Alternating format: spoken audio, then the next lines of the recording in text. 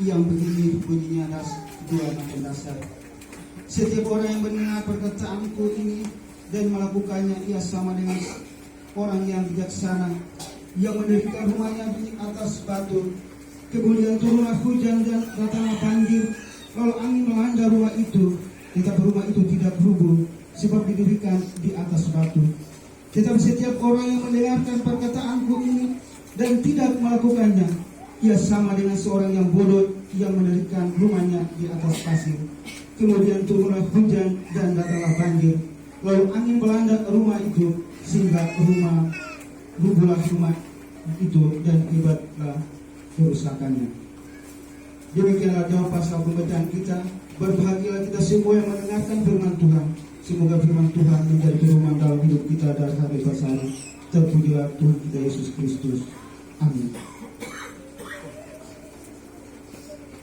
Persekutuan yang diberkati oleh Tuhan Yesus Kristus. Kalau kita melihat sebuah bangunan rumah, pasti kita hanya melihat yang luarnya saja. Kita tidak pernah melihat hal-hal yang paling penting sehingga rumah itu bisa berdiri dengan kokoh.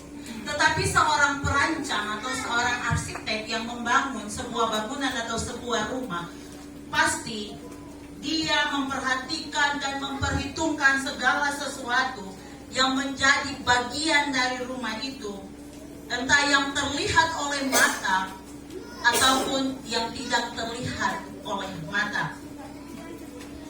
Di sini kita berbicara tentang sebuah fondasi. Otomatis kalau kita mau membuat sebuah rumah, kita harus membuat fondasi pada awalnya. Saya mungkin mau buat itu langsung dengan atap, ataukah langsung dia harus fondasi. Dan fondasi itu harus sesuatu yang kuat dan yang kokoh. Tempat dibangunnya sebuah fondasi harus di atas tanah yang baik, kalau perlu di atas batu karang. Jangan di atas tanah yang berair atau tanah yang pasir. Suatu saat fondasi itu akan menjadi rusak. Dan sebuah fondasi yang kuat, yang kokoh, yang berkualitas itu membutuhkan waktu dan cara berpikir yang baik. Bukan kita mau bikin segala sesuatu lalu kita bikin saja. Kalau orang biasa, kita di kampung, kalau kita mau bikin rumah, kita langsung bikin. Beda dengan seorang arsitek. Dia mau membangun sebuah rumah atau sebuah bangunan, dia harus berpikir, kalau kita bikin begini nanti jadi apa? Kalau yang ini harus seperti apa? Pasir seperti apa? Batu seperti apa? Dan sebagainya. Itulah tugas dan tanggung jawab seorang perancang bangunan. Ia membutuhkan waktu untuk melakukan segala sesuatu dan tidak boleh tergesa-gesa. Apalagi kalau itu harus dibangun sebuah rumah yang mewah, rumah yang kokoh, di mana ketemu tinggal. Atau ketemu semua kalau mau membangun rumah, otomatis ketemu mau membangun rumah yang baik, yang bagus. Semungkin orang mau bikin rumah yang dia pun tiang satu dekor, ataukah dia punya lantai itu miring. Semua mau membangun rumah itu berdiri kokoh, kuat, dan dapat ditinggali.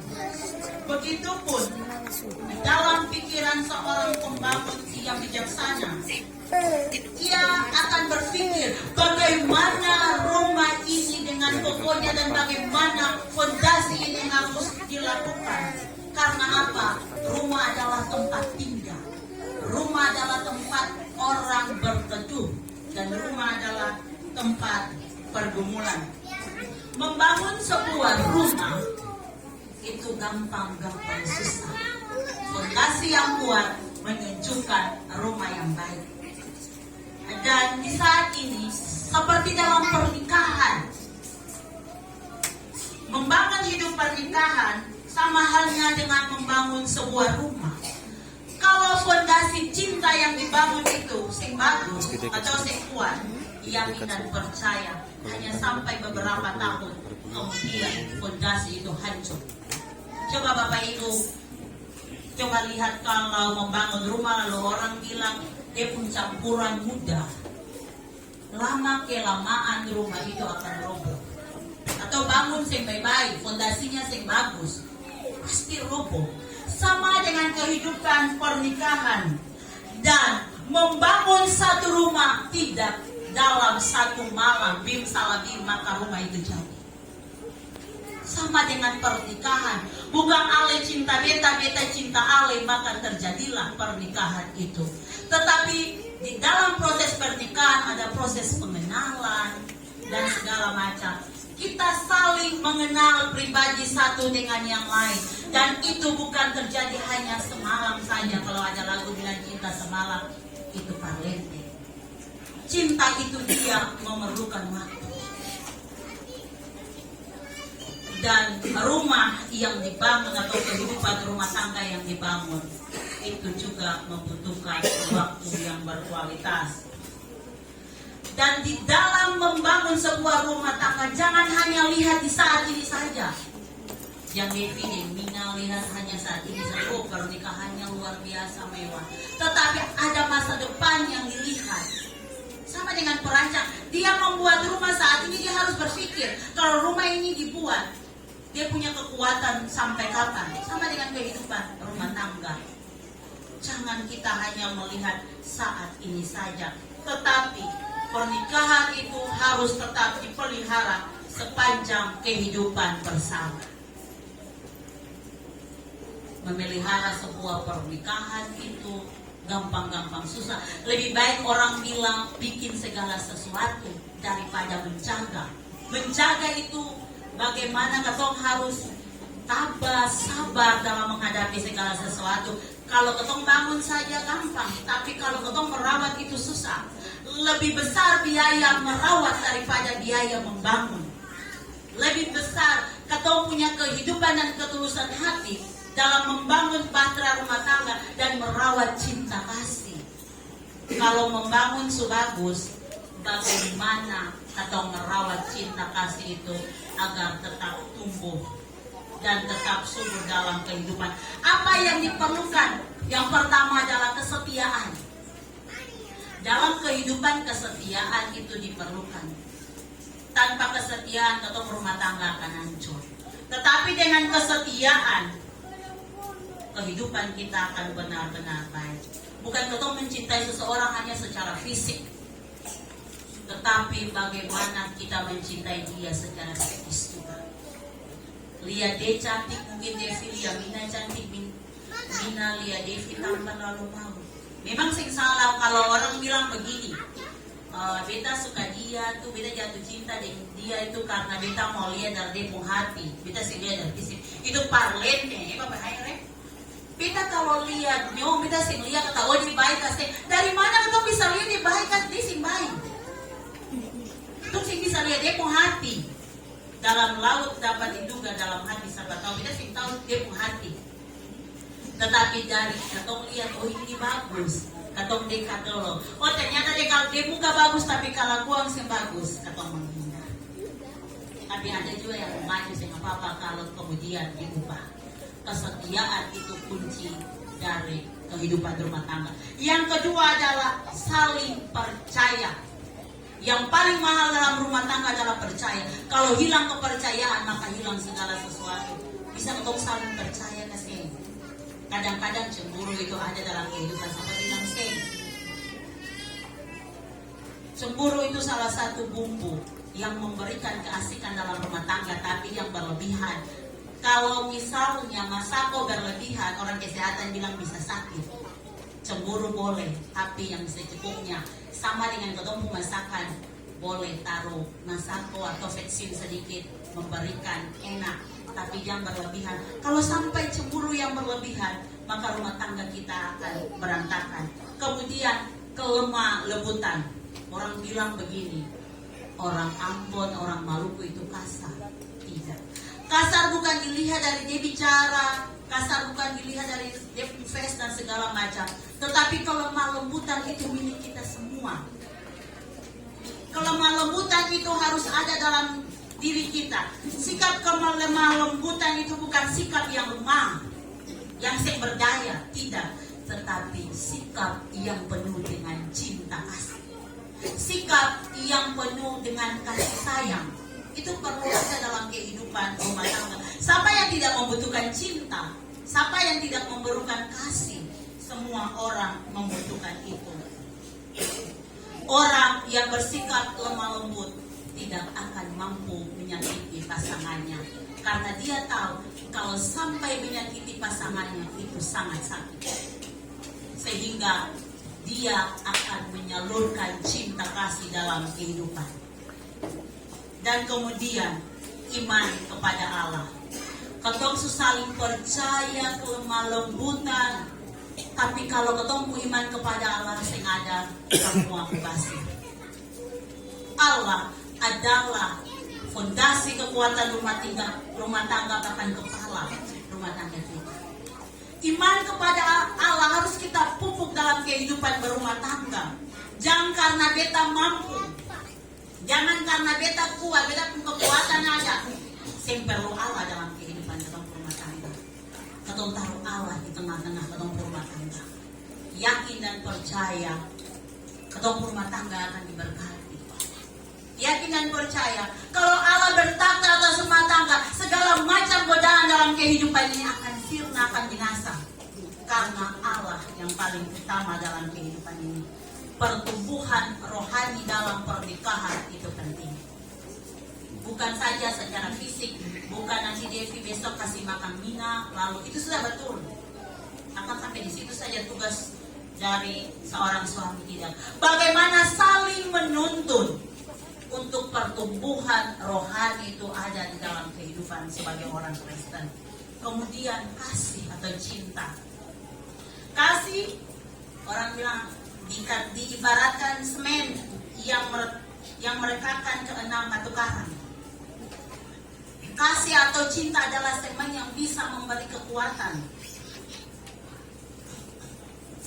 Kalau ketemu punya cinta, ketemu kasih dalam kehidupan, kita yakin, kita percaya, biar cewek cantik di Kupang Devi balanja sing akan mampu menggoyahkan cinta for Mina. Atau Mina lihat cowok gaga yang datang belanja di toko sing ada mampu menggoyahkan cinta for Devi.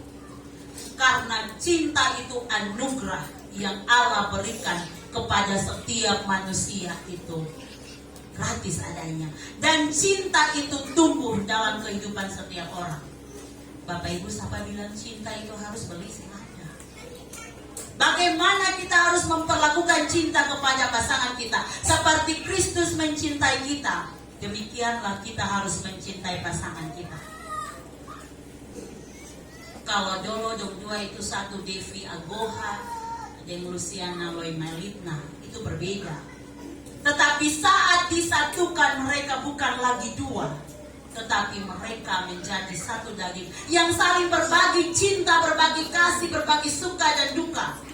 Yang orang bilang hanya mau suka enak-enaknya saja, jangan mau makan manis-manisnya saja. Mari sama-sama yang pahit itu kita telan. Karena yang pahit belum tentu itu tidak berkhasiat. Karena yang pahit dapat memberi nuansa dalam kehidupan rumah tangga.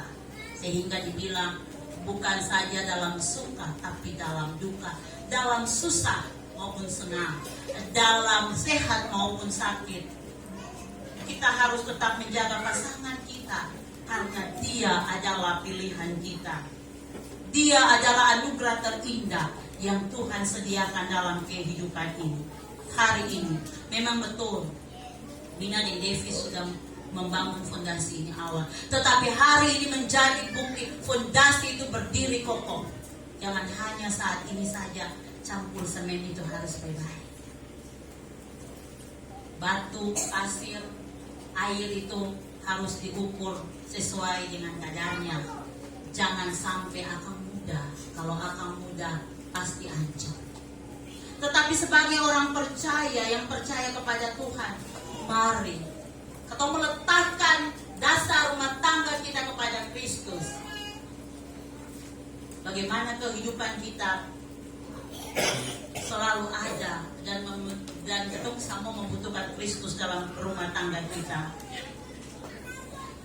Cinta bukan berarti cuma saling memandang, tetapi saling menatap ke tujuan yang sama dan tujuan yang baik. Jadi cinta bukan hanya ketong saling ketong lihat, oh iya ini dia baik, tetapi bagaimana bukan saling memandang pasangannya, tetapi bagaimana bersama-sama memandang masa depan rumah tangga yang lebih baik. Beta kemarin di Nalana beta bilang, kalau misalnya ada masalah, jangan selesaikan akan di jalan-jalan. Kalau rumah tangga, selesaikan itu di rumah. Dan tempat yang paling indah atau menyelesaikan masalah rumah tangga adalah di dalam kamar, bukan di luar. Kalau kebahagiaan yang ketong alami saat ini, Devi dan Mina undang banyak orang, itu sah. Dan itu memang wajib dilakukan. Tetapi kalau kalian dua mempunyai masalah, jangan mengundang begitu banyak mata. Hanya 4 mata saling bertatap dan 4 mata itu saling menyelesaikan masalah. Jangan pernah tidur sebelum masalah itu selesai. Tetapi selesaikanlah masalah itu di tempat tidur di mana engkau meletakkan seluruh beban. Dua punya masalah, selesaikan akan baik-baik. Lalu sebagai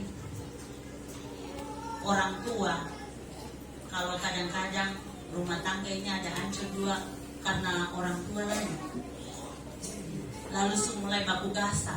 Tugas dan tanggung jawab orang tua bukan mencampuri rumah tangga anak-anak, tetapi bagaimana orang tua memberikan pengalaman, memberikan petua nasihat. Nyong nona kalau saling bertengkar jam di sini ada baiknya seperti ini.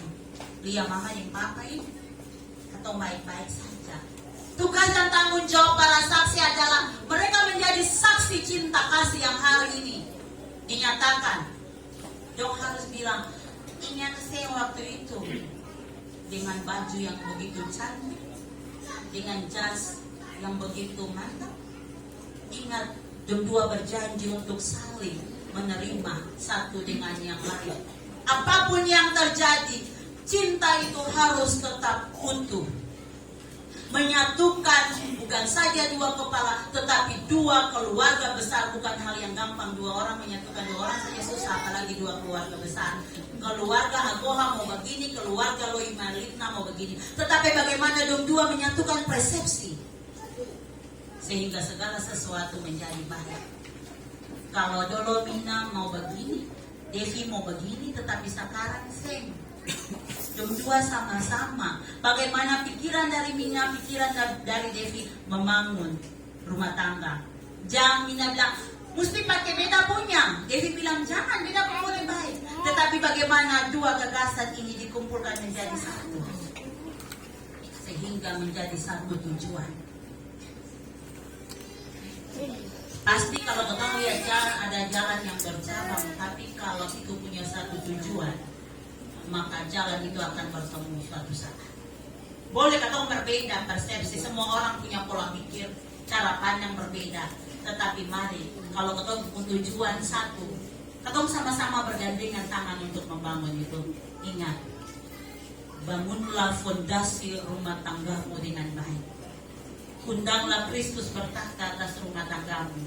Yakin dan percaya cinta kasihmu akan abadi sampai nafas ini berakhir dalam tubuhnya. Tuhan memberkati kita. Amin. Mari kita bersatu bersejenak, kita mulai.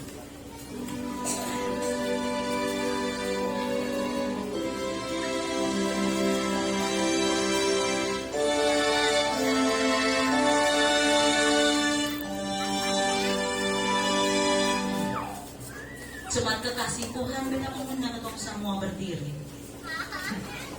Mari kita mengikrarkan pengakuan iman Rasul secara bersama-sama. Kita berkata,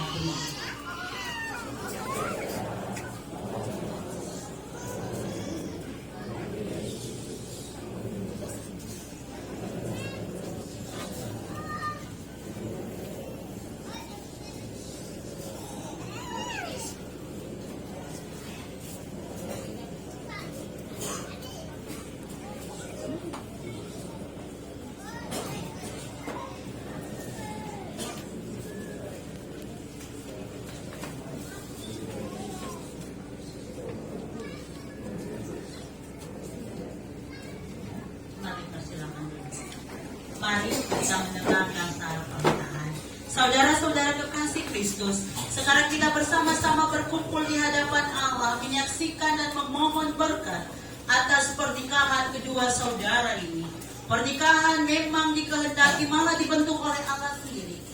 Dengan perkataan Yesus Kristus, dengarlah perkataan Yesus Kristus Tuhan kita. Pada awal dunia, Allah menjadikan mereka laki-laki dan perempuan. Sebab itu laki-laki harus meninggalkan ayahnya dan ibunya dan bersatu dengan istrinya, sehingga keduanya itu menjadi satu daging. Demikianlah mereka bukan lagi dua, melainkan satu. Karena itu, apa yang telah dipersatukan Allah tidak boleh diceraikan manusia. Yesus Kristus sendiri telah memberkati satu pernikahan ketika ia hadir di Kana di Galilea. Karena itu pernikahan harus dilaksanakan dengan sadar, penuh kesungguhan dan sepenuh hati. Kesungguhan ini diwujudkan dalam melakukan kewajiban-kewajiban yang layak dilakukan oleh sepasang suami istri beriman. Dengarlah kewajiban suami dan istri. Hendaklah suami dan istri senantiasa hidup dalam persekutuan yang abadi. Hindarilah pertengkaran yang sia-sia, yang hanya membawa keretakan-keretakan dalam kehidupan rumah tangga. Sebagai suami, hendaklah saudara menerima istrimu sebagaimana ia ada. Hormatilah dan hargailah dia dalam kekurangan dan kelebihannya. Tegurlah dia dalam cinta kasihmu, bila karena kelemahannya ia berbuat yang salah. Sebagai istri, hendaklah saudara menerima suamimu sebagaimana ia ada. Hormatilah dan hargailah dia dalam kekurangan dan kelebihannya. Tegurlah dia dalam cinta kasihmu, bila karena kelemahannya ia berbuat yang salah. Bila kelak Allah karuniakan anak-anak di dalam rumah tangga kedua saudara, hendaklah mereka dibesarkan dalam takut akan Tuhan, demi kemuliaan Allah, supaya dari rumah tanggamu lahir manusia-manusia yang taat kepada Allah dan mengasihi sesama manusia.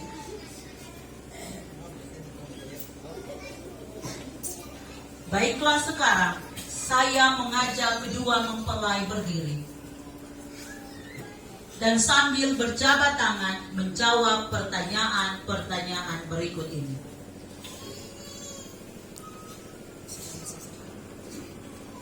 Devianus Agoha, adakah saudara dengan sadar penuh ketulusan hati berjanji untuk menerima Luciana Loimalitna yang tangannya kau genggam sebagai istrimu yang sah, serta bersedia melakukan kewajiban-kewajibanmu selaku seorang suami? Apakah jawabmu? Saya, Devianus Agoha, berjanji bersedia menerima Luciana Loimalitna sebagai istriku yang sah, dan tetap mencintai sendiri dan menjalankan kewajiban-kewajiban baik dalam